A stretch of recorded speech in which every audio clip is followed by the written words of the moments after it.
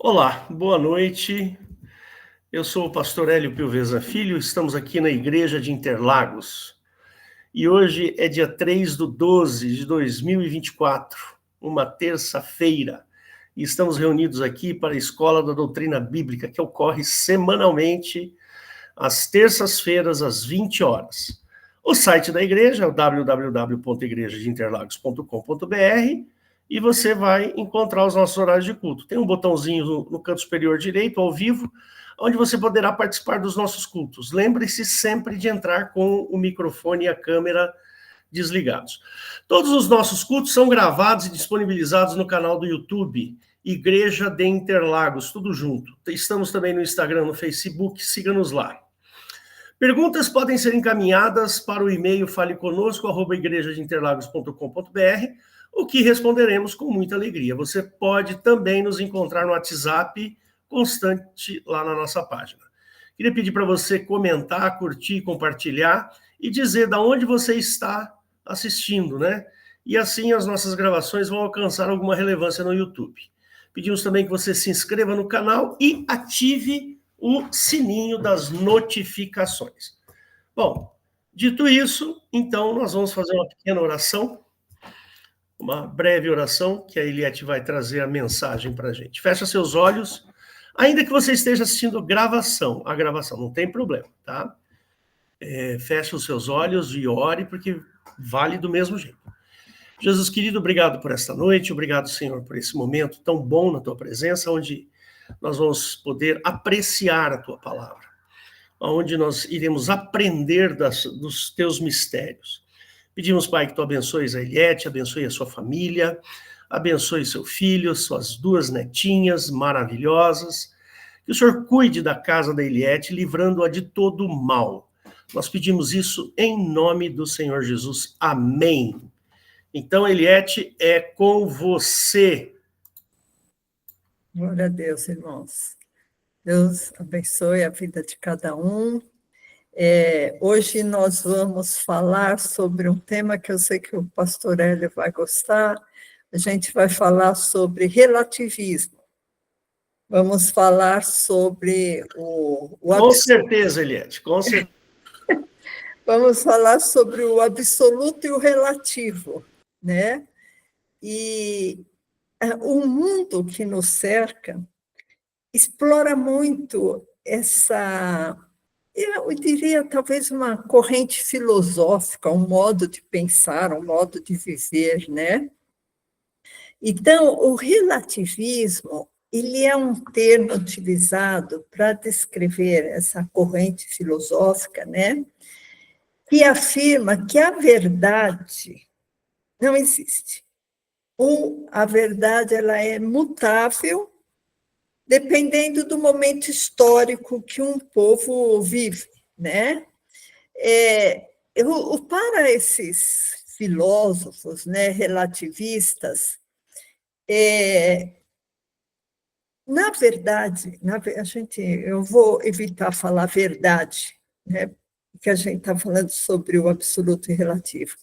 Então, para esses filósofos, do ponto de vista deles, né, há muitas maneiras de pensar diferentes que seriam verdades, né? Que seriam verdades. Então, verdades diferentes em suas finalidades, né? Então, essas verdades dependem do contexto, dependem do jeito que a pessoa pensa, depende do valor histórico do momento, valor cultural, valor social, né? Então, cada um tem a sua verdade. Isso é o relativismo, né? Então, ele, além dele ser mutável, né? Ele é variável com o tempo, ele é variável com a pessoa que tem aquele pensamento, né? Então, dessa maneira, não existiria uma verdade absoluta, porque a verdade é variável, é mutável, né? Muitos pensadores, né, que a gente já ouviu falar, você já deve ter ouvido falar no Foucault, Jean Piaget, né? no Nietzsche. Então, a gente ouve falar nessa concepção, né, relativista do conhecimento, chegando até a dizer que o homem é a medida social de todas as coisas. Então, todas as coisas podem variar porque cada homem, cada mulher tem uma maneira de pensar, né? Então, é mais ou menos isso, né? O homem é a medida de todas as coisas, então, todas as coisas eu julgo por mim mesma, né? Então, o homem acaba sendo o juízo daquilo que ele acha que é ou daquilo que ele acha que não é. Então, vocês veem, irmãos, que isso aí é uma verdadeira areia movediça. Você nunca sabe qual é a verdade. O que é a verdade? Isso aí foi uma pergunta que Jesus fez, né, para Pilatos. O que é a verdade? Aliás, Pilatos fez essa pergunta para Jesus. O que é a verdade? Né? Então, todos esses contextos históricos e sociais faz as pessoas ficarem sem saber o que é a verdade, né? Porque se a verdade é mutável, né? Então, eu queria que o pastor lesse em Isaías 5:20, que é um versículo que combina muito com esse relativismo, né? Isaías, se o pastor puder abrir, Isaías 5:20. Apesar de ser Velho Testamento, mas a gente vê, irmãos, que o absoluto começa em Cristo, né? Então, aqui está dizendo Isaías 5:20, ai dos que chamam ao mal, ai dos que ao mal chamam bem, e ao bem mal, que fazem da luz, das trevas luz, e da luz trevas, fazendo do amargo doce e do doce amargo. Então, vocês estão vendo que quando Isaías escreveu isso, ele estava dizendo, mas a gente vai chamar ao mal bem e ao bem mal, vai chamar do doce amargo. Será que não existe nada que seja totalmente absoluto? Tudo é relativo, como que está aqui em Isaías, né? Então, irmãos, essa corrente filosófica do relativismo tem uma crítica muito pontual, né? Essa frase, que tudo é relativo, é uma frase que tem que ter uma compreensão relativa também ou uma compreensão absoluta. Vocês entenderam? A pessoa fala assim, não, olha, tudo é relativo, nada é absoluto.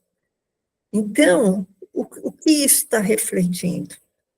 Se não dá para enquadrar tudo como absoluto, ou tudo como relativo, né? E se eu for... foi quem que levantou a mão? Eu, Eliette. Tá, pode falar. Deixa eu só aproveitar, porque você sabe que eu sou físico, né?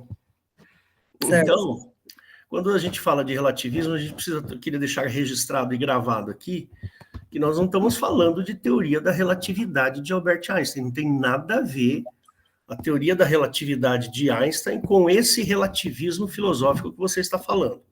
Depois, no final, eu dou até uma explicaçãozinha rápida e breve sobre a relatividade do Einstein, que é outra coisa que não tem nada a ver, porque como as palavras são parecidas, então as pessoas podem pensar, está relacionado com a relatividade de Albert Einstein, não tem nada a ver, tá bom? Só para registrar.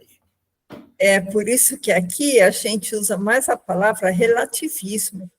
Exatamente, Relativismo para não ter choque de ideias, né?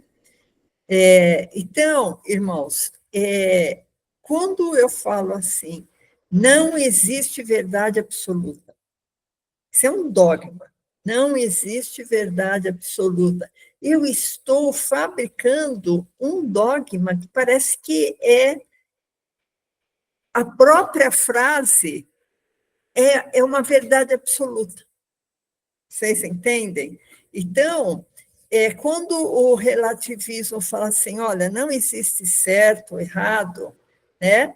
Então, se não existe certo, errado, ou que tudo é relativo, eu posso afirmar que existem exceções. Então, quando eu falo que tudo é relativo, existem exceções, né?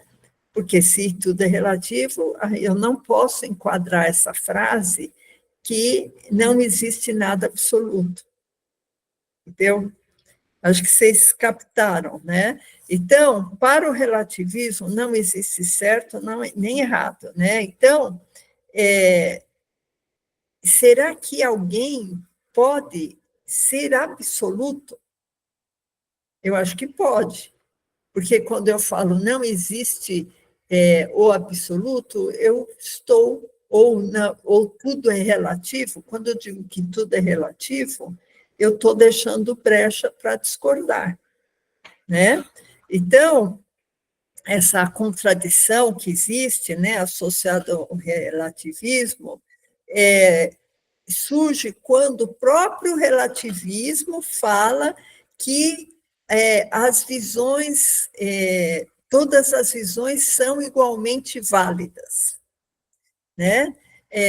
E, ao mesmo tempo, esse relativismo se depara com a necessidade de excluir certas perspectivas que são consideradas intolerantes.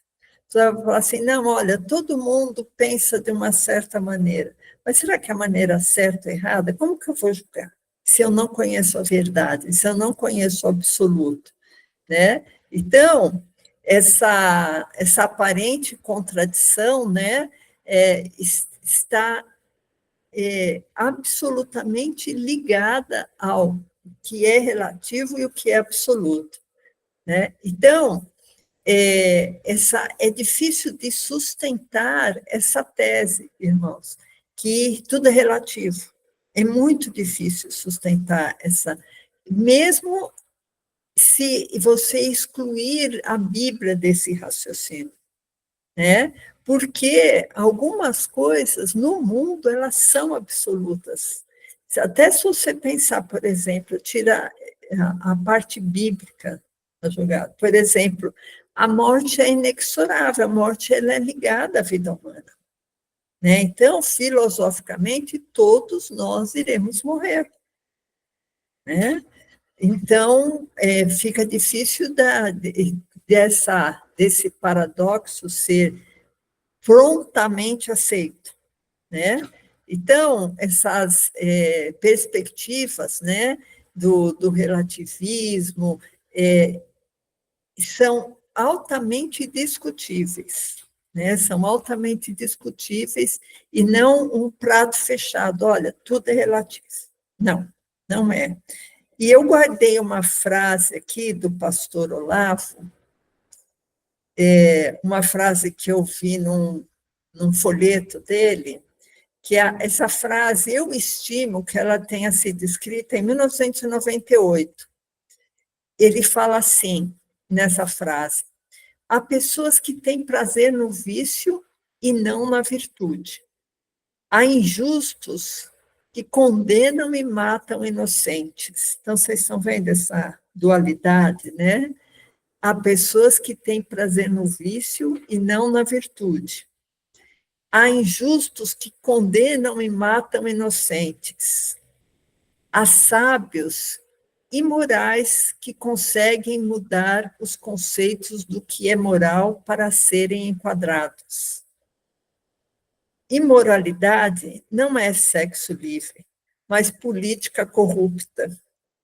De Deus só se espera o bem, a luz, a justiça e o amor. Irmãos, eu vou repetir essa frase de novo, porque eu achei tão sábia. E os anos e anos que eu acompanhei o pastor Olavo, que foram mais de 10 anos, seguramente, eu nunca ouvi ele falar em política. Mas eu achei isso escrito num folheto dele, eu pensei, nossa, olha como o pastor Olavo usou profeticamente essa palavra, essa frase. Eu vou repetir aqui. Há pessoas que têm prazer no vício e não na virtude. Olha a dualidade.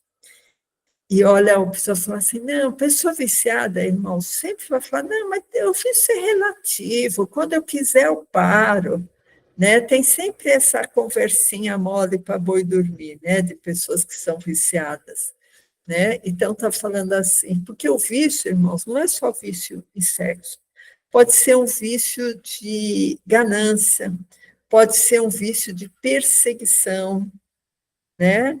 Então, não necessariamente esse vício é um vício tipo bebida, cigarro, droga. Pode ser um vício de falar mal dos outros, né? Então, eu vou ler a frase. Há pessoas que têm prazer no vício e não na virtude. Há injustos que condenam e matam inocentes. Há sábios imorais que conseguem mudar os conceitos do que é moral. Olha aqui o relativismo. Para não serem enquadrados. Né?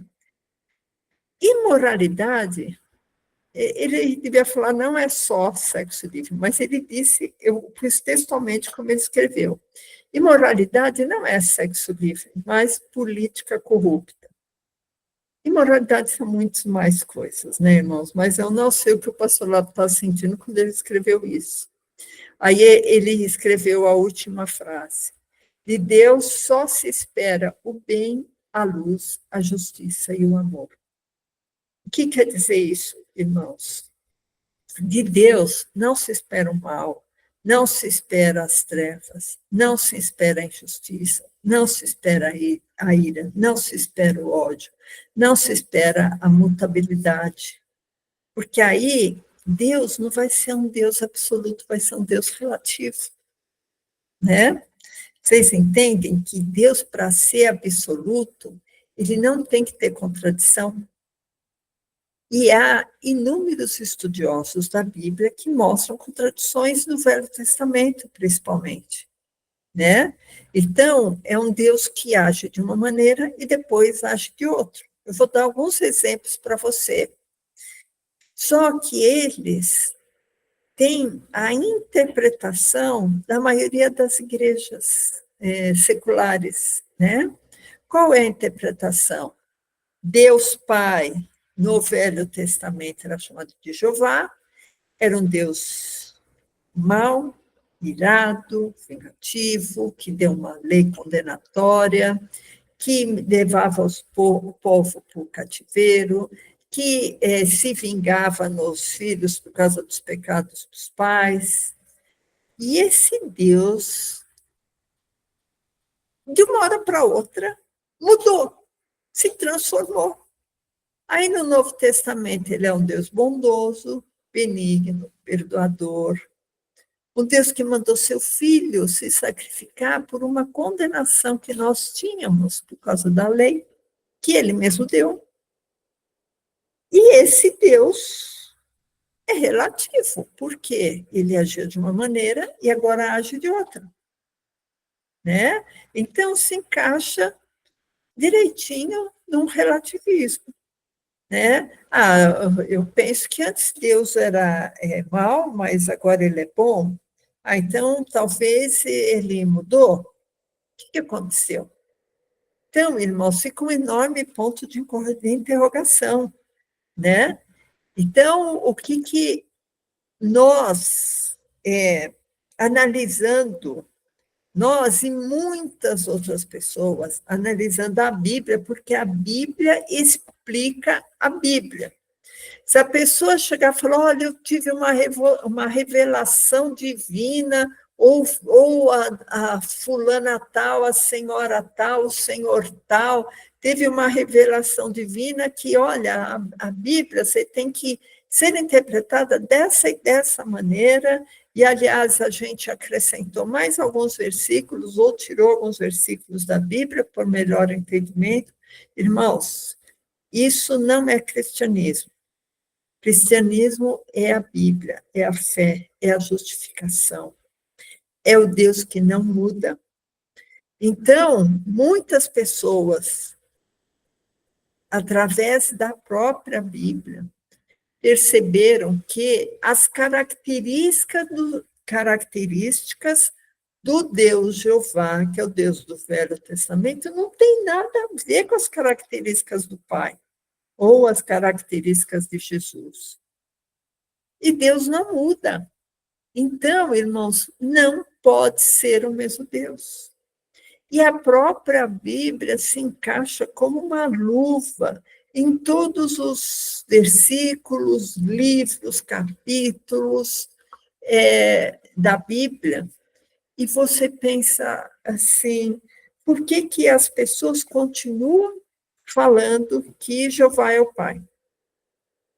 Sabe por quê, irmãos? Porque as pessoas acabam comendo prato pronto. Ela recebe do líder espiritual dela, do pastor, do apóstolo, não sei o quê, já a historinha pronta, que Jeová é o Pai, que Jeová agiu de uma maneira e depois agiu em outra, e ninguém vai conferir, ninguém vai confrontar essa ideia, e as pessoas pensam, não, eu não posso questionar essa informação, senão você é um herege. Né? E a gente vê que o próprio apóstolo Paulo dissecou muito bem essa história, irmãos. Então, em Tiago 1,17, se o pastor quiser abrir, para a gente acompanhar, que é um versículo que eu já falei, mas acho que vale a pena. Agora a gente vai ler vários versículos, então, se o pastor quiser deixar o exórdio aberto, pode deixar, pastor. Tiago 1,17 fala assim, toda boa dádiva e todo dom perfeito vem do alto, descendo do Pai das luzes, em que não há mudança e nem sombra de variação. Então, quem é o Pai das luzes? É o Pai de Jesus. Então, é o Deus Pai. Deus Pai, Filho, Espírito Santo, a Trindade. Nele não há mudança e nem sombra de variação. Só que Jeová, irmãos, ele atua de uma maneira muito mutável, porque às vezes ele fala que vai trazer uma condenação, depois ele tira a condenação, depois ele fala que não vai mais se vingar, depois ele vinga, depois ele fala que não vai mais se arrepender, depois ele se arrepende. E a pessoa pensa, mas que Deus relativo é esse? Né? Eu queria só dar 2 exemplos para vocês. Êxodo 20, verso 5, que aqui está falando sobre os 10 mandamentos. Né? Êxodo 20, verso 5. Está falando das esculturas. Não te encurvarás a elas, nem as servirás, porque eu, o Senhor, teu Deus, sou zeloso, que visito a iniquidade dos pais nos filhos até 3ª e 4ª geração daqueles que me odeiam. Então, o que Jeová está falando? Toda vez que aparece Senhor em letra maiúscula, vocês veem que é tudo maiúsculo aqui, o Senhor, em letra maiúscula no Velho Testamento, você pode traduzir isso por Jeová. Tá? Então, o que ele fala? Que se a pessoa se encurvar à imagem de esculturas, ele vai visitar a maldade dessa pessoa que se encurvou a essa estátua, a esse ídolo, ou a esse santo, que ele só admitia o culto a ele. Né? Inclusive, esse versículo, acho que foi até suprimido da Bíblia Católica, irmãos, porque não teria sentido as práticas que são feitas na Igreja Católica, né? Então, aqui ele está falando que ele vai visitar o pecado, a maldade dos pais nos filhos até a 3ª e 4ª geração. E aí vem Deuteronômio 24:16, queria que o pastor abrisse também, para vocês verem, irmãos, como Jeová se contradiz, como ele não é absoluto nos seus caminhos. Deuteronômio 24:16 fala assim, os pais não morrerão pelos filhos, nem os filhos pelos pais, cada um morrerá pelo seu pecado. Aí você pensa, mas ele não acabou de falar que ia visitar a maldade dos pais nos filhos? Aqui está falando que os pais não morrerão pelos filhos? Então, irmãos, isso daí, para a pessoa que começa a ler a Bíblia com afinco, ela começa a ver essas nuances. E aí, o que ela faz? Ou ela arrisca o versículo, ou ela pensa, eu não vou questionar porque é Deus. Ou ela pensa, será que Deus mudou? E ninguém percebeu? Mas o que a grande maioria das pessoas, irmãos, não leem a Bíblia com muita atenção naquilo, né? Ou leem só o livro de João, ou leem só Salmos, né?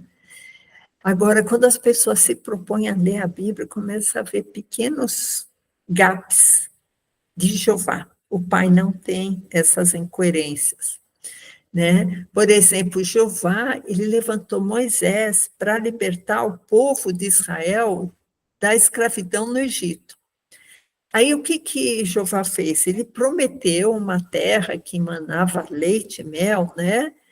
E tirou aquela multidão de milhares do Egito, que é descrito no livro de Êxodo, né? Êxodo, a saída do Egito. E prometendo a terra, que seria a terra de Israel, né? E o que aconteceu para aquele povo que estava esperando aquela terra prometida? E Jeová matou todos no deserto, irmãos. O povo que entrou na terra prometida, os judeus que entraram na terra prometida, não foram os que saíram do Egito, todos morreram. Isso foi a geração, eles ficaram 40 anos no deserto. Naquela época, as pessoas, eu acho que não viviam tanto. Então, talvez aqueles que tinham por volta de 30 anos foram os que entraram, né? Com exceção de Josué e Caleb, nem o próprio Moisés, que foi o líder daquele povo, nem o próprio Moisés entrou na terra, né? Então, outro exemplo que eu queria ler para vocês está em 1 João 1,5, que fala que Deus é luz.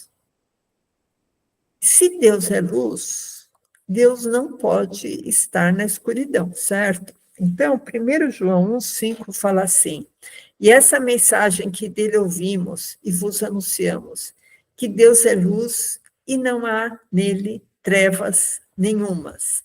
Então, irmãos, se Deus é luz e se Deus é absoluto, ele sempre tem que ser luz.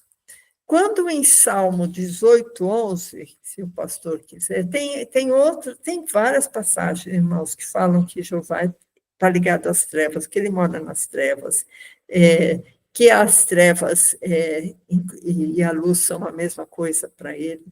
Então, o Salmo 18:11 fala assim, fez das trevas o seu lugar oculto, o pavilhão que o cercava era a escuridão das águas e as nuvens dos céus.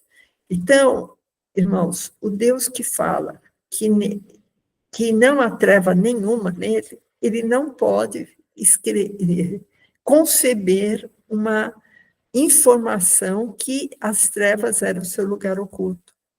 Uma coisa, irmãos, eu posso dizer para vocês, o Deus Pai de amor, ele é absoluto, ele tem um amor perfeito, ele não tem um amor relativo, né? E esse amor de Deus não depende de nós. Em 1 João 4,19, não precisa de abrir, pastor, fala assim, que ele nos amou primeiro. Sabe o que isso quer dizer? Que ele nos amou de uma maneira incondicional. Ele nos amou, logicamente, ele é onisciente, ele sabe quem nós somos. Mas Deus, ele não ama uma pessoa porque a pessoa é boa, é ruim, é pecador, é obediente, é temente, é santo, tá buscando agora. Não, irmãos, Deus nos amou, mesmo nós sendo pecadores, né? Então, o amor está nele, ele é o amor. Então, o que a gente vê de Jeová?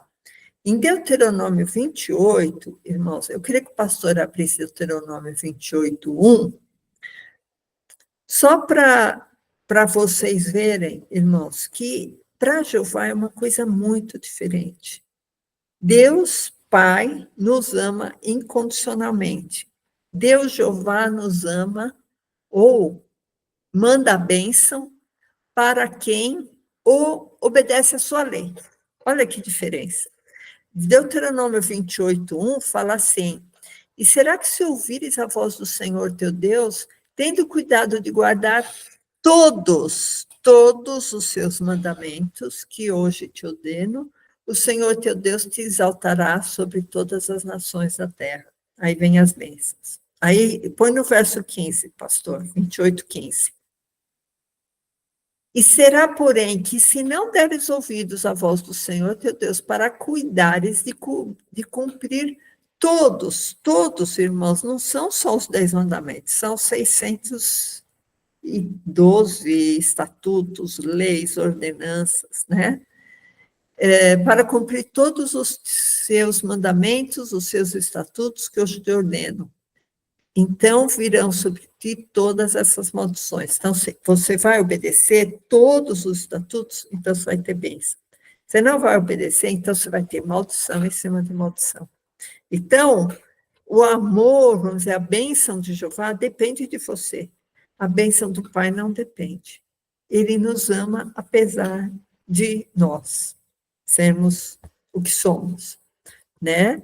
Então, irmãos, o amor do Pai é absoluto, é incondicional. Jeová tem os sentimentos relativos, depende da obra da pessoa. A obra da pessoa é boa, então Jeová vai abençoar. A obra da pessoa é ruim, então Jeová não vai abençoar. Então, oscila. Tudo que oscila é relativo, né? Que às vezes é de um jeito, às vezes é do outro, né? Então, como Jeová acaba oscilando na maneira dele agir, a gente não pode falar que Jeová é um Deus absoluto. O relativismo cabe a Jeová, né? Então, o Cristo, Jesus Cristo, irmãos, quando ele esteve aqui na Terra, e isso tem pregações no nosso vídeo, no nosso canal do YouTube, tem vídeos dizendo sobre Cristo, 100% Deus, 100% homem. Tem um estudo que eu fiz, que eu recomendaria vocês verem, tá? Porque a Bíblia fala que Jesus, quando estava aqui, ele sofreu as nossas fraquezas, né? Ele foi esvaziado da sua glória. Está em Filipenses 2:7. Ele esvaziou-se a si mesmo. Não precisa te colocar, pastor. Então, da maneira que ele se esvazia de si mesmo, ele vai ter as fraquezas que nós somos sujeitos, né? Só que Jesus nunca pecou. Mas, logicamente, ele foi tentado, teve a tentação de Satanás, né, que ele foi levado pelo Espírito de Jeová para o deserto para ser tentado.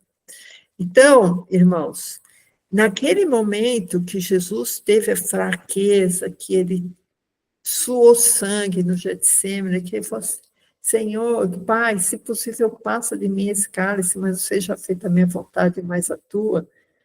Jesus, nesses momentos, estava flutuando, mas ele nunca pecou. Mas ele flutuava nos seus sentimentos porque ele estava despido da sua glória. E se Jesus estava esvaziado de si mesmo, tomando a forma de servo e semelhante aos homens, ele não era Deus. Então, naquele momento, ele não era absoluto. Porque se ele fosse Deus absoluto, ele nunca ia poder morrer, né? Então, irmãos, ele não podia ser humilhado, nada disso, né? Naquele momento, Jesus não era absoluto, mas quando ele morreu e ressuscitou, aí ele tinha a glória plena. Isso está em Romanos, queria que o pastor abrisse, Romanos 1:4. Aí Jesus volta a ser absoluto. Ele perdeu a glória dele durante o tempo que ele esteve aqui, porque senão, irmãos, ele não podia ter nascido em carne, que carne é corrupção, ele não podia ter se humilhado, ele não podia ter morrido, nada disso, né? Então, ele estava esvaziado. Então, Romanos 1,4 fala assim, que Jesus foi declarado Filho de Deus em poder, quer dizer, voltou a ser absoluto, segundo o Espírito de santificação. Como? Como ele foi tornado novamente absoluto? Pela ressurreição dos mortos. Esse Romanos 1,4, irmãos, explica muita coisa. Então, Jesus, pela ressurreição dos mortos, se torna nosso Senhor. Cristo, Jesus Cristo, nosso Senhor. Tá? Declarado Filho de Deus em poder, segundo o Espírito da santificação, através da ressurreição dos mortos. Então, quando Cristo ressuscitou, ele voltou à sua glória, né? Então, só para terminar, irmãos, que uma frase muito interessante, que quando Jesus estava conversando com Pilatos, ele falou assim, olha, meu reino não é desse mundo. Então, Jesus já está falando, olha, o Deus que fala que é desse mundo, que é o Deus das nações, que é o Deus do ouro e da prata, que é o Deus de toda a terra, não é meu Pai. E eu não tenho nada a ver com esse Deus, porque o meu reino não é desse mundo. Se o meu reino fosse desse mundo, Jesus falou, os meus servos pelejariam, né? Talvez os anjos pelejariam, né? E ele não iria ser entregue aos judeus, não ia ser crucificado, nada disso. Por que Jesus falou isso?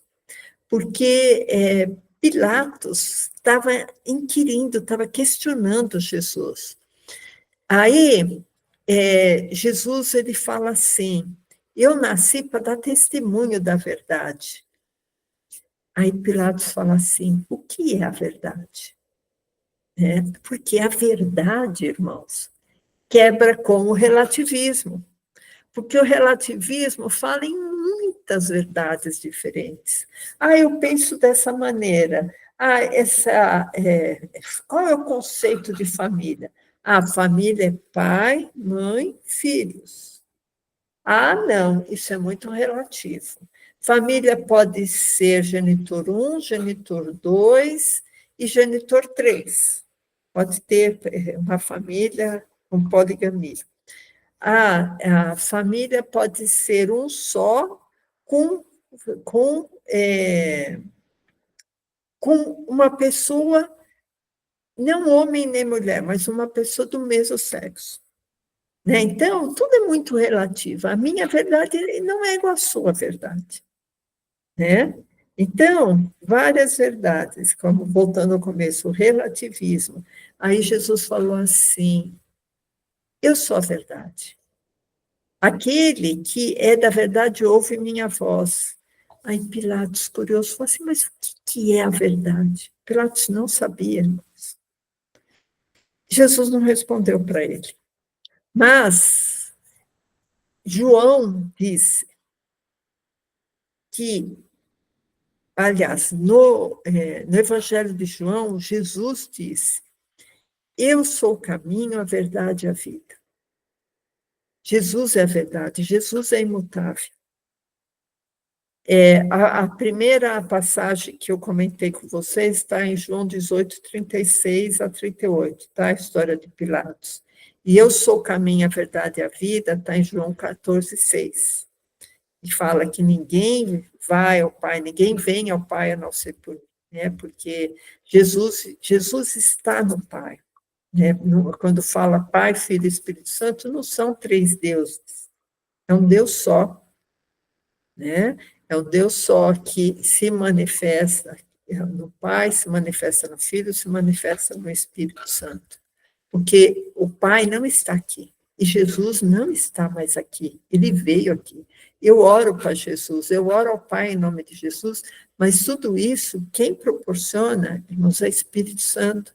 Por isso que Jesus falou, olha, eu vou para o Pai, se eu não for, o Espírito Santo não virá a vós, né? Quando Jesus fala assim, eu rogarei ao Pai, ele vos dará outro Consolador, porque Jesus era o nosso Consolador, e é o nosso Consolador. Aí Jesus fala, o Espírito de verdade, que o mundo não pode receber porque não o conhece. Isso está em João 14:17, não precisa abrir também, pastor. Mas Jesus, ele é a verdade, e Jesus nos dá o Espírito de verdade. Aliás, pastor, abre, esse vai ser o último versículo, só para a gente fechar com esse versículo, que Jesus, nesse momento, ele já estava ressurreto, ele já tinha ressuscitado, ele já era absoluto novamente. E como absoluto novamente, ele nos deu o Espírito dele. João 14:17 fala assim, o Espírito de verdade, que o mundo não pode receber porque não o vê nem o conhece, mas vós o conheceis, porque habita convosco e estará em vós. O verso 16, e eu rogarei ao Pai, e ele vos dará outro Consolador para que fique convosco para sempre. Então, irmãos, esse Espírito de verdade é o próprio Espírito do Pai, é o próprio Espírito de Cristo. É através do Espírito Santo que nós oramos, que nós entendemos a palavra, que nós sentimos Deus nas nossas vidas. É através do Espírito Santo que nós podemos orar, que vem os dons espirituais, é tudo através do Espírito Santo, irmãos. Então, irmãos, essa é a palavra que eu trouxe hoje da relatividade, o que é do relativismo, do relativismo, e que Deus Pai, ele é absoluto em amor, ele é imutável, ele está sempre na luz, e o Deus relativo que é Jeová, que às vezes age de uma maneira e às vezes age de outra. Por isso, irmãos, nós não cremos que Jeová é o Pai. Jeová é o Deus deste mundo, e o Pai está na luz inacessível. Amém? Deus abençoe. Amém, Eliette. Glória a Deus. Fica aí, não sai daí, não. Espera aí. Deixa eu só fixar aqui. Bom, muito bem.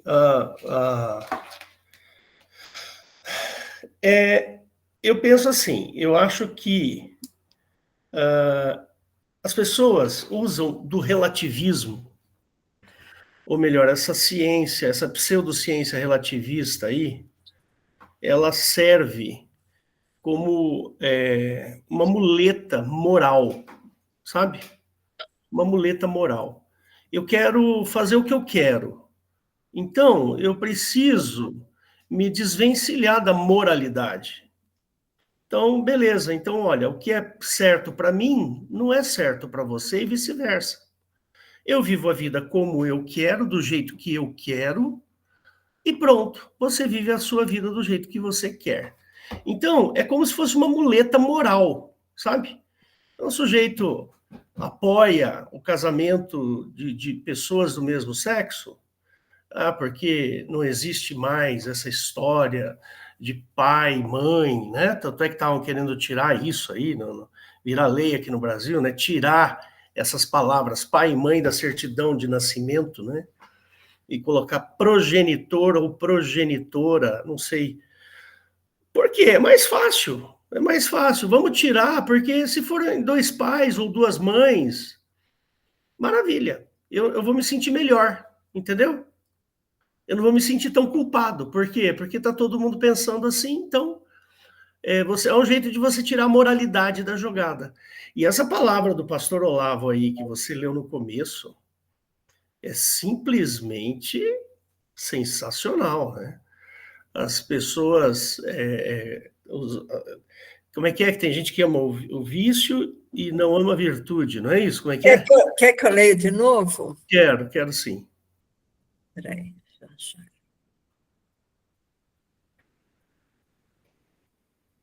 Há pessoas que têm prazer no vício e não na virtude. Então tá bom, só isso aí já é maravilhoso, né? É o óbvio lulante. Você concorda? É o óbvio ululante. Porém, é de uma sabedoria muito grande, né? Traduziu em palavras simples aquilo que a gente sabe o que é. E com relação à relatividade aí, só para ficar registrado aqui, vou ser bem curto, tá? Vou deixar o Valdo e o Weber aqui poderem falar, né? A relatividade, para quem não sabe, eu sou físico, né? Sou formado em física. E a relatividade do Albert Einstein quando ele introduz o tempo como tempo relativo. Até então, achava-se que o tempo era absoluto em todo o universo. Ou seja, passado um segundo aqui na Terra, se passaria o mesmo segundo do outro lado da galáxia. E aí o Einstein introduziu essa ideia de que o tempo é relativo, ou seja, o tempo acontece de maneiras diferentes, em situações físicas diferentes. Então, isso é a tal da teoria da relatividade do Albert Einstein, tá? Então, não vamos confundir com relativismo, né? O relativismo, Eliette, eu diria assim que é uma baita de uma alavanca para a imoralidade que a gente vive hoje. É a justificativa da imoralidade. É a justificativa da imoralidade dos costumes, da corrupção, da política corrupta, da corrupção das pessoas, a maneira de se pensar. Por exemplo, eu tenho sempre uma frase que o Esdras, uma situação que o Esdras relatou uma vez, e eu gostei muito disso. Ele falou que ele estava uma vez viajando, fazendo uma das viagens dele lá, e ele parou num posto de gasolina. E logo em seguida veio um caminhão cheio de gás, de botijão de gás, e o caminhão virou e voou botijão de gás para tudo quanto é lado. E as pessoas iam lá, pegava 2 botijões de gás e levava embora. Ou seja, um botijão de gás é o suficiente para você se vender. Ao invés de pegar aquele botijão e falar, não é meu isso aqui é do sujeito que acabou de virar o caminhão, vamos devolver para ele. Isso vai sair do bolso de alguém. Percebe? Então, esse relativismo é uma alavanca para a imoralidade, é uma alavanca para o jeitinho brasileiro. Você já ouviu falar do jeitinho brasileiro, Eliette? Vamos dar um jeitinho aqui, a gente dá um jeitinho, né? Então, chegou numa boa hora para uma humanidade pervertida, corrompida. Então, é uma ideia maravilhosa para quem é corrupto e quem é imoral e amoral. Tá tudo certo. Tá tudo certo, não tem problema nenhum, acabou.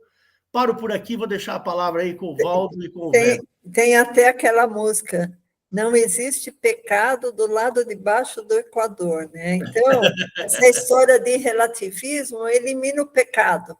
Exatamente, acaba com o pecado. Então, vou deixar aí para o Weber e o Valdo. Por favor, queridos, fiquem à vontade. Lá, o Valdo, vamos lá.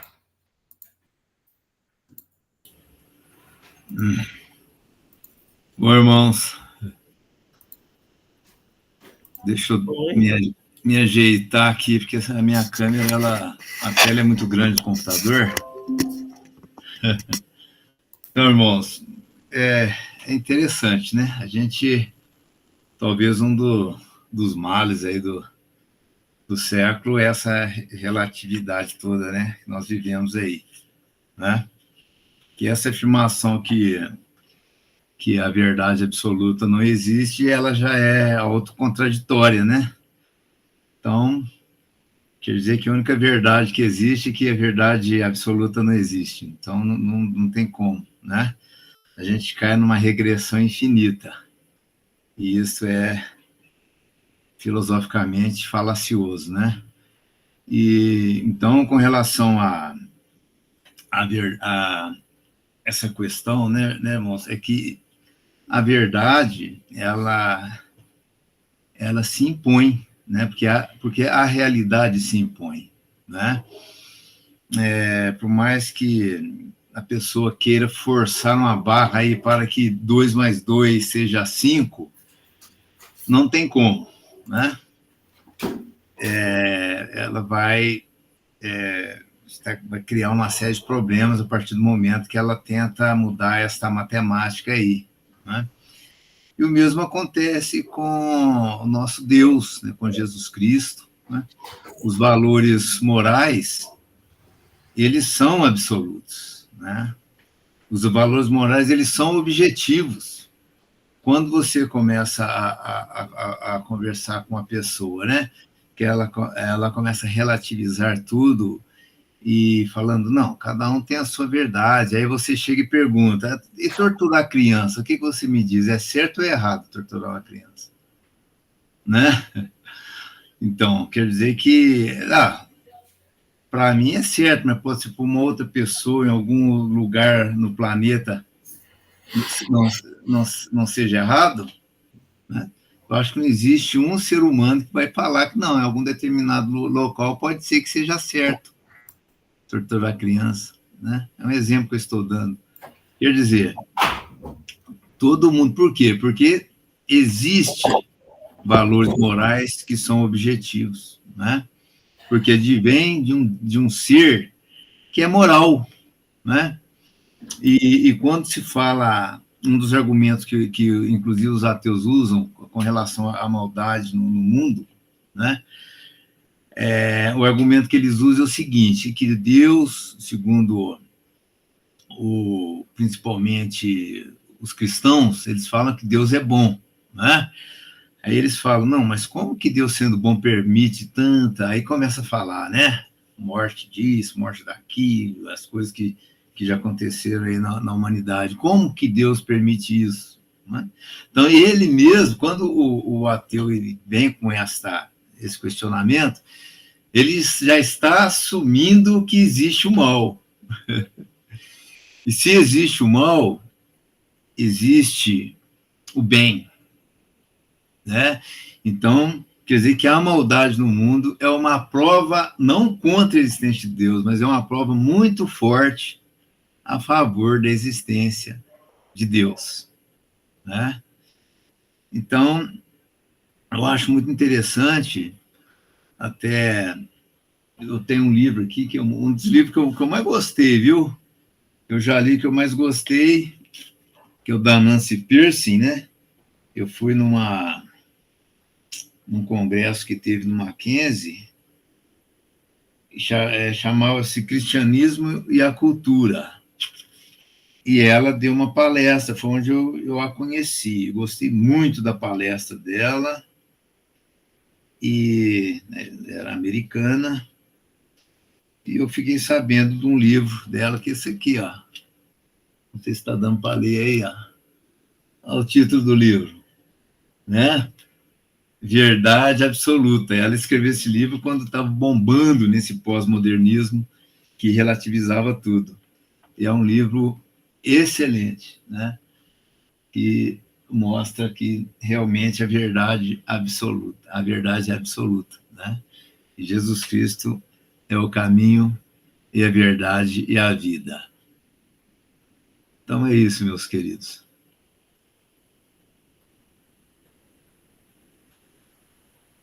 Glória a Deus, glória a Deus. Weber, vamos lá, pode entrar. Glória a Jesus, né? O que eu quero dizer aqui é bem rápido. Eu acho que quem acredita que tudo é relativo é porque não conhece o absoluto, né? Então fica nessa ilusão do diabo aí, que tudo é relativo, que tudo... E é simplesmente falta de conhecimento, falta de procurar ler a palavra de Deus, conhecer, né, o outro lado, porque essa palavra relativo, isso é uma das palavras mais usadas por Satanás, né? Ultimamente. A palavra é uma das palavras mais usadas pelo diabo, pelas trevas.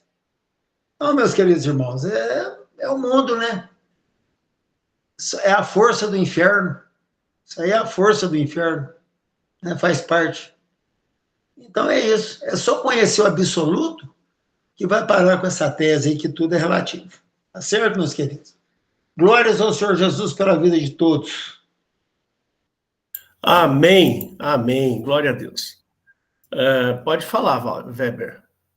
Weber não, já foi. Amém. Então, eu só vou fazer uma breve oração aqui para encerramento e daqui a pouco eu volto com as câmeras abertas aí. Fecha seus olhos aí. Deus, obrigado por essa palavra maravilhosa, Senhor. Obrigado, Deus, porque o Senhor é bom, o Senhor cuida daqueles que te amam e pedimos, Deus, que o Senhor abençoe todos aqueles que ouvirem esta mensagem e possam ser atingidas pelo teu amor e pelo teu benefício, Senhor. Te agradecemos por tudo que temos, no nome santo e soberano de Jesus. Amém.